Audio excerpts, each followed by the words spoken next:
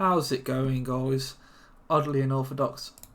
Back after a little bit of a break. I've been a little bit ill, so I haven't been able to commentate over games.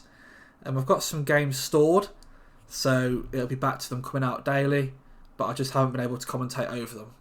So, going into this game, I was a little bit rusty, feeling a little bit rough, but I've really wanted to try a big zombie line, put some Graveguard behind to fight through the zombies as a buffer, corpse carts, helm and ghost, summons, and just make this sort of undead tide.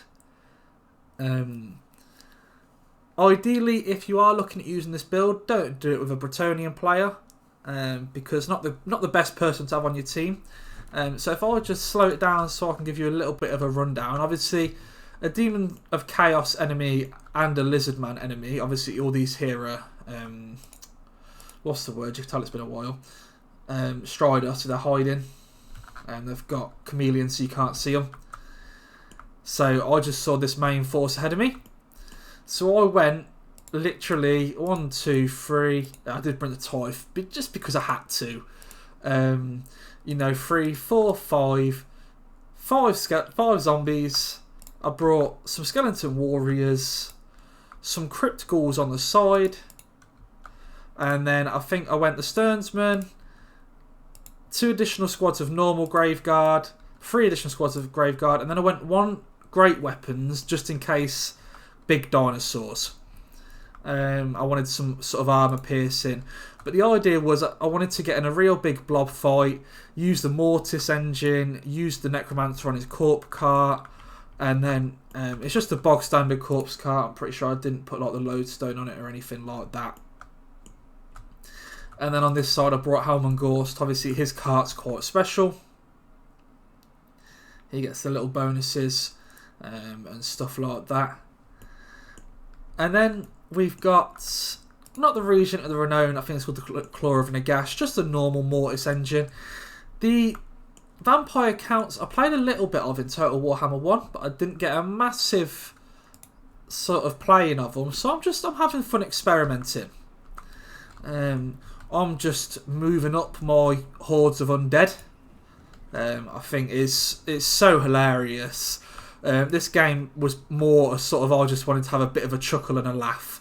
My ally who went Bretonnia went super sort of man-tied as well, which I would have liked to have a bit more cavalry on my team, but you can't help these things. We're going against skink cohorts, 2 feral Bastillodons, and a giant vanguard of chameleon skinks and oxalotl. But Be'lakor, this straight away, I should have guessed this already. I don't have anything that can deal with Be'lakor, and Be'lakor's just going to try and chase me and goon me. You'll see as it goes on, he's going to try and use his magic and stuff like that. I'm going to try and negate it with healing, skeleton summons, zombie summons. You've got one coming down here, which was a good one. It's on the skeletons and the Graveguard. Does rip straight into them. And then I drop the zombies to sort of run behind and try and break the Saurus. So, already a good sort of cast by Be'lakor, a bad group by me. I wish my Bretonnian would have done anything but just sort of stand here. He could have been a bit better at dealing with Be'lakor, but he did just sort of stand there. So, on this side, the feral Bastillodon's in there, so I got the Graveguard with great weapons on it. Those zombies, some reason I put an invocation on them, no idea why. I'm pretty sure I aimed for the Graveguard and I must have misclicked. But you can see that the Bastillodon's taking damage from the Graveguard. They do good damage. They're not anti-large, but they are armour piercing.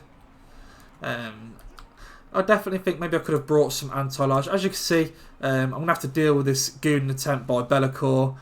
But straight away, I dropped the leadership around me just to buff sort of zombies and stuff like that. The Mortis engine is just chipping away. Not doing much yet, but it's in for the long run. He pops all of his buffs, and then I aim to run through my own troops. So he's popping his buffs to try and catch me. I drop the Curse of Years on him, and then I'll just retreat back through. a misplay by myself. I allow my Grave Guard and these Crypt Ghouls to chase for no reason.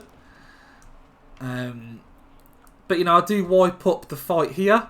Now, I'm trying to fight an engagement but not get too involved so it doesn't make it too juicy for a fight. My ally just seems to be relaxing, minding his own business with his foot squires and that. He just, I don't know, I'm not sure. He might have been new, so I'm not one to blame someone that's new. In the end of the day, I'm just trying to play for fun myself.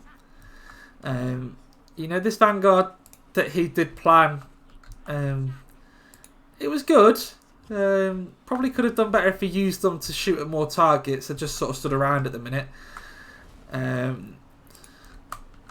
But, you know, we did get outpicked. I've definitely got some better Undead games to show you. But I just like to upload even the games where I play absolutely awful, because I think it's important that you see the games that I do absolutely dreadfully. So, you know, so when I do get to the point of uploading some tournament games and stuff like that, you know, hopefully we're about to see some improvement to both of us. And it gives those people that might be a little bit too scared to try the multiplayer, they can look and laugh at my mistakes and realise what's not good to do.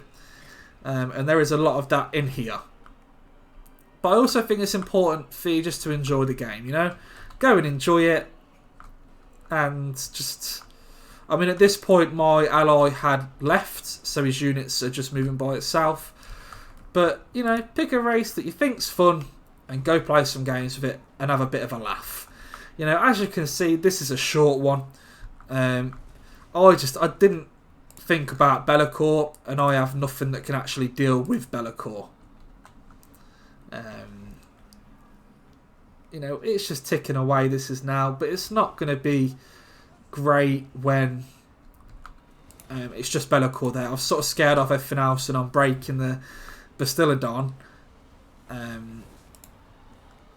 But there's no real infantry fight. I could have done with moving these over to the lizard men, but as you can see, they're just kiting, which is fair enough. What they're going to do is chameleon skinks, you know. But I'm not sure what happened to King Lewin. He dealt 605 damage and I think got shot off the map. And as you can see, he dies there.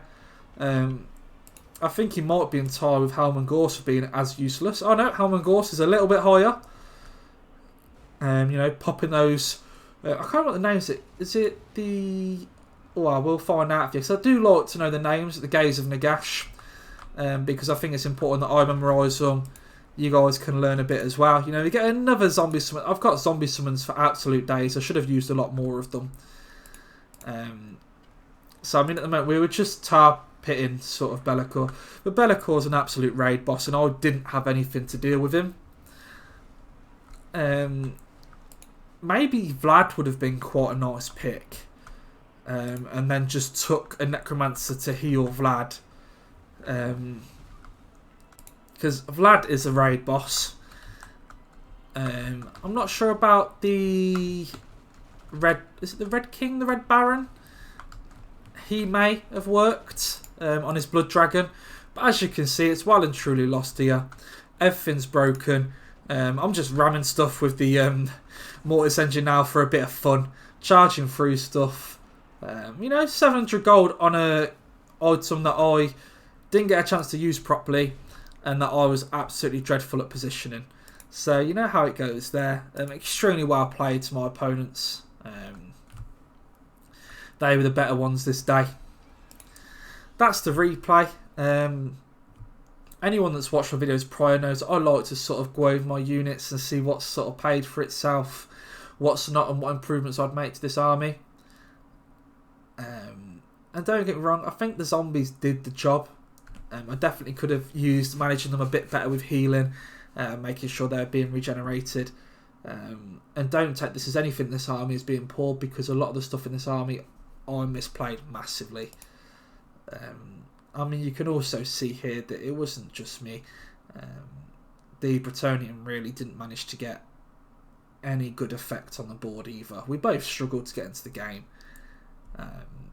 But I have got a lot better Undead videos to show you in the next coming days that I think will showcase a few different builds, a few different ways that I've seen the Undead played, ranging from cavalry spamming blood knights and healing, to going wild with zombies again, to massed infantry builds, to Vargoys, to Vargulfs. So I've got a bit of everything.